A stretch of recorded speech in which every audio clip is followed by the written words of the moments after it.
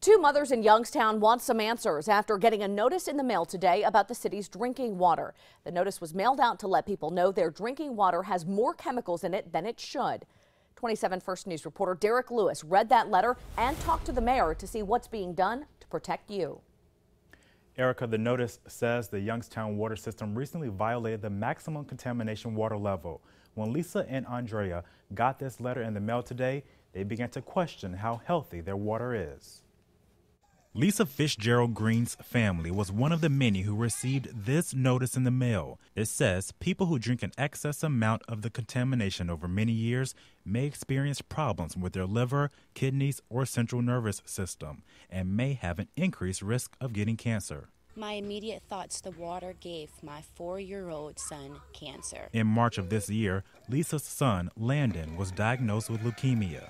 A month later, she says her mom, Darlene Fitzgerald, was diagnosed with the same disease. I thought at first it was maybe genetic, and mom and my son, that makes sense. It could be genetic. There could be something wrong that made them both have this.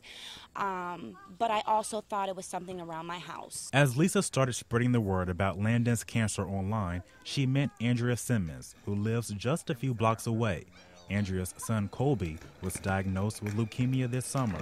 When I found out about my son, I reached out to her instantly and was like, we live 5 minutes from each other, what's going on? The notice doesn't specify which cancers you could be at risk of getting, but Mayor John McNally says residents shouldn't be concerned.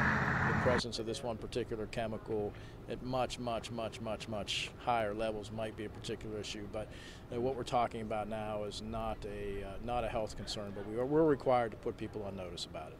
Youngstown drinking water comes from Meander Reservoir. In a phone interview, the city's Water Division Chief Engineer Gene Leson says contamination levels were high for a couple of weeks that tests were ran, and that this is the first time this has ever happened.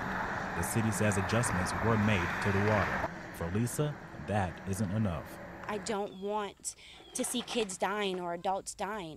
I now want to be relocated because I feel this is the cause.